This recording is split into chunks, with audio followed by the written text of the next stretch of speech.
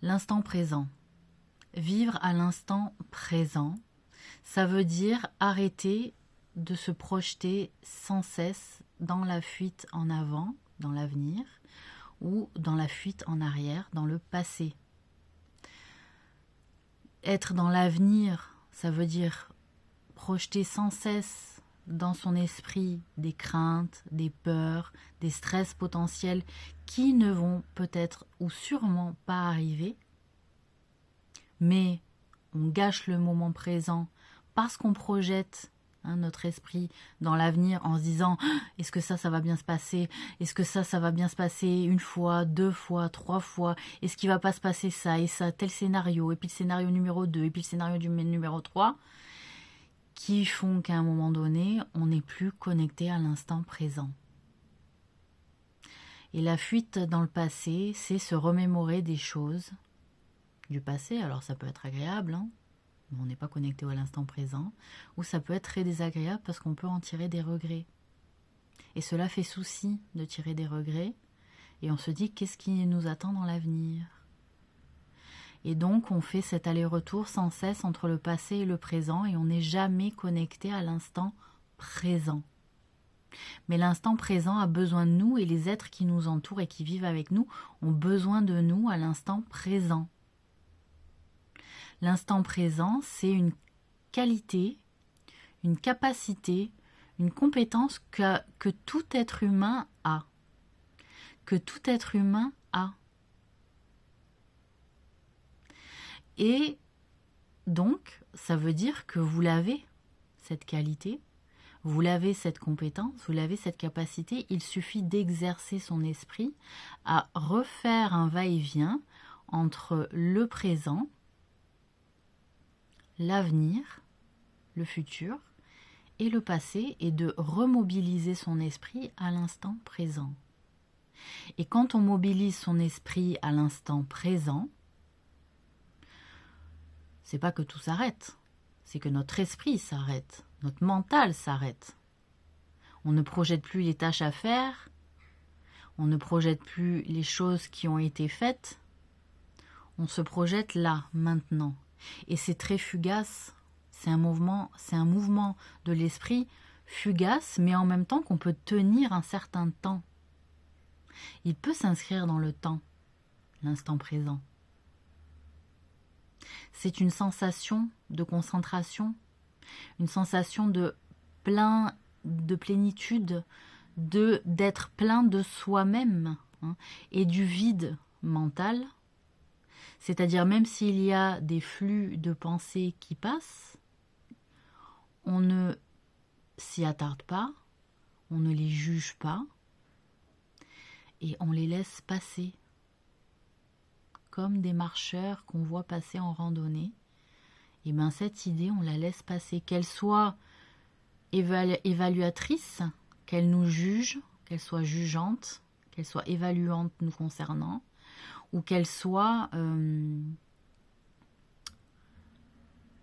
agréable et renforçant notre ego.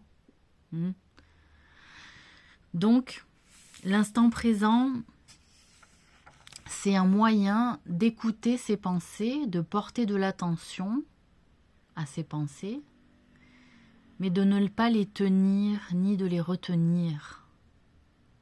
C'est de les laisser filer, comme une musique silencieuse. Parce que toutes nos pensées ne nous appartiennent pas, elles sont le flux de pensées générationnelles, de vie éducative, et que parfois des pensées nous viennent de nos parents, de nos grands-parents, parce qu'il y a une éducation, une culture derrière, et que cela ne nous appartient pas réellement. Donc, dans la méditation pleine conscience, je vous invite à lire les livres sur le bouddhisme de Thich Nhat Hanh qui sont excellents à vous guider dans la méthode de la pleine conscience.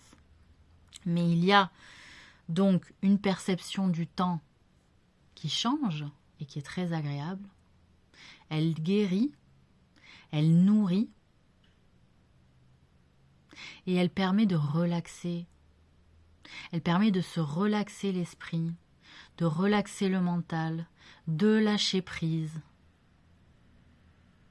C'est un moyen, une méthode qui soigne notre intériorité, qui soigne notre âme, qui soigne nos stress chroniques, qui soigne nos angoisses.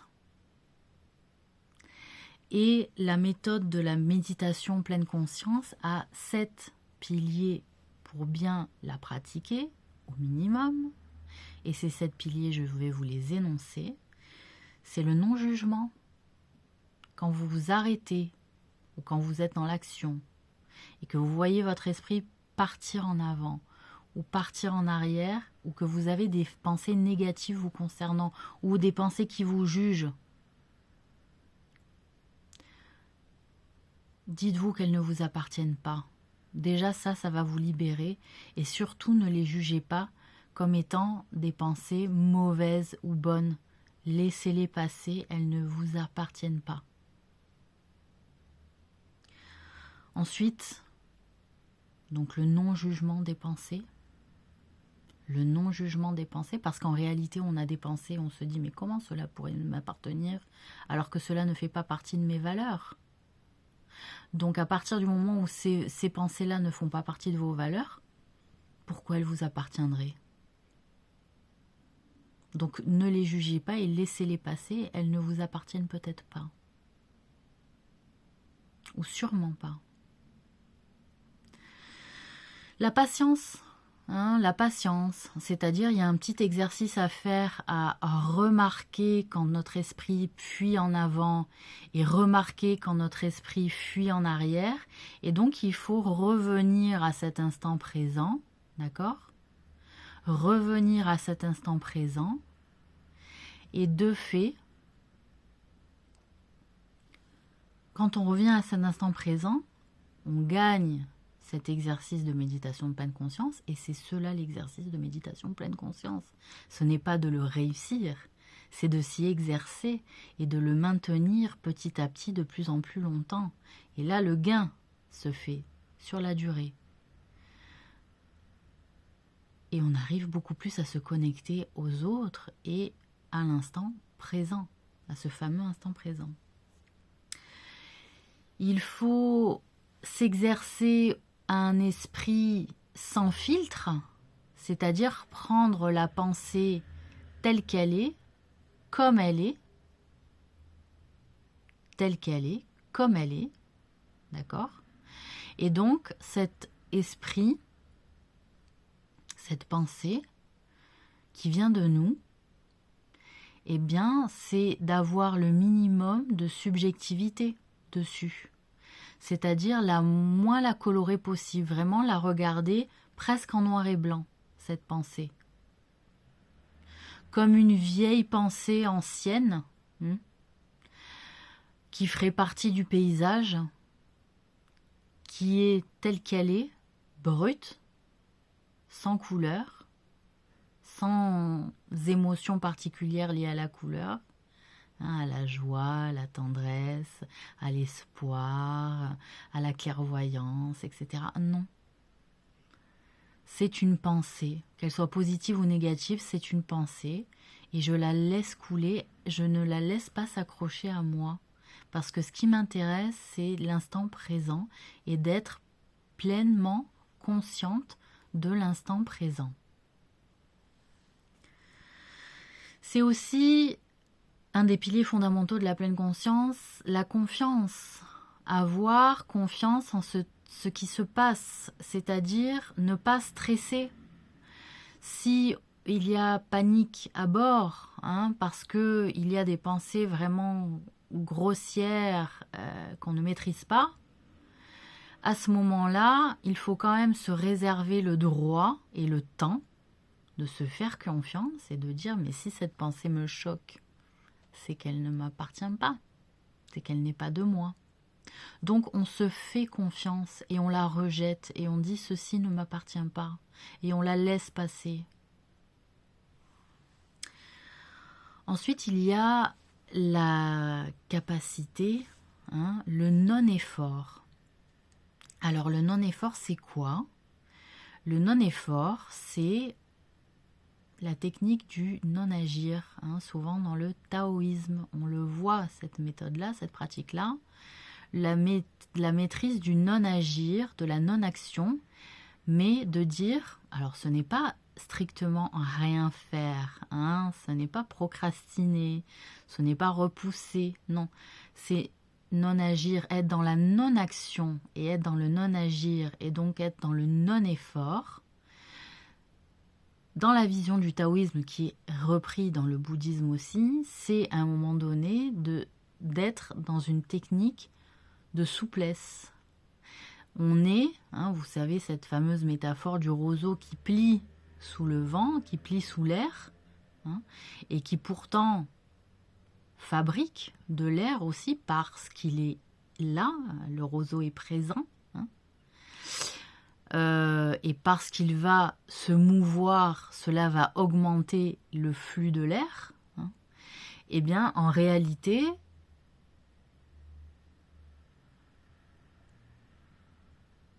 cela fait partie de la métaphore du non-agir.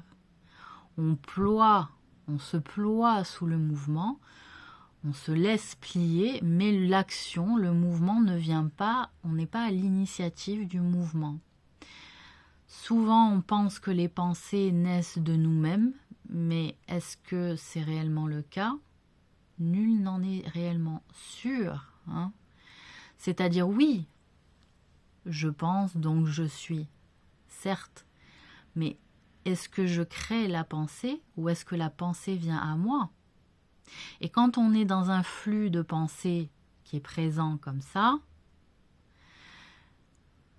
on ploie sous les pensées et que si nous les bloquons, si nous les retenons, si nous nous laissons envahir, si nous nous y attachons, si nous y mettons des émotions, de la colère, de la nervosité, ou même de la positivité,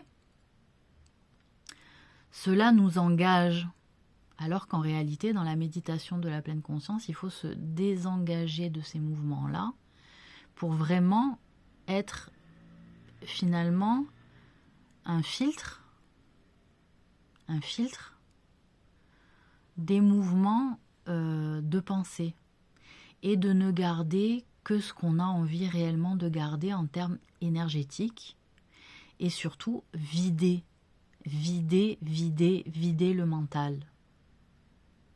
Et pour le vider, comme on tient une corbeille ou un seau d'eau pour libérer l'eau et la laisser chuter au sol, il faut être dans l'immobilité.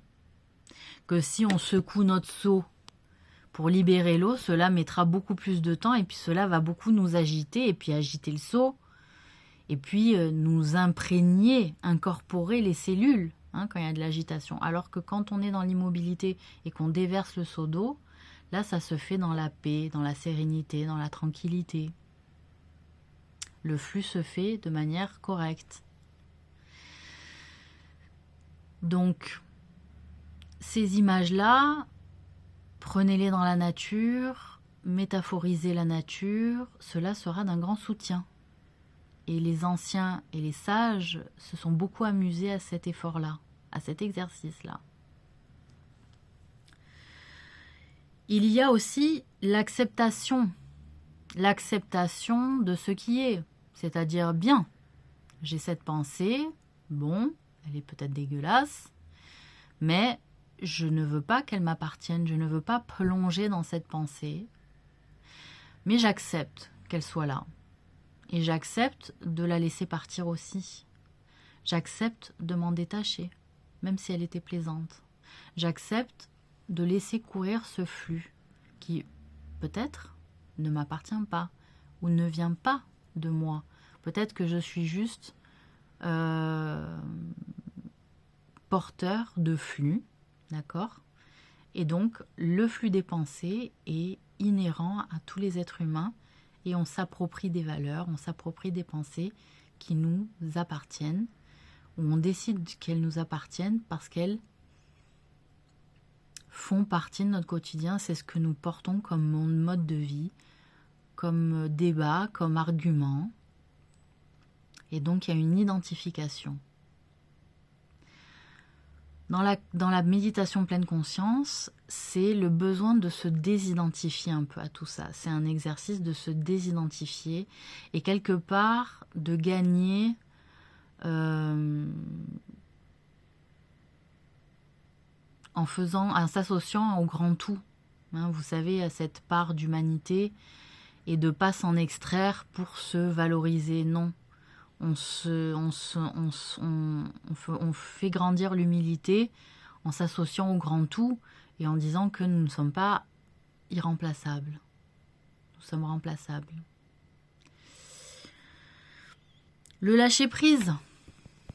Le lâcher-prise, c'est-à-dire c'est la résultante de tous ces exercices-là, de ces états de fait d'effort, d'effort, de mouvement de l'esprit, encore une fois. Vous pouvez le faire dans votre quotidien, dans les tâches ménagères, c'est-à-dire quand vous voyez, quand vous observez, quand vous prenez conscience, déjà c'est gagné. Quand vous prenez conscience que je suis dans le futur, je suis dans le stress, je ne suis pas dans l'instant présent, eh bien, vous avez gagné un petit peu de terrain là-dessus. Vous avez gagné un petit peu de terrain.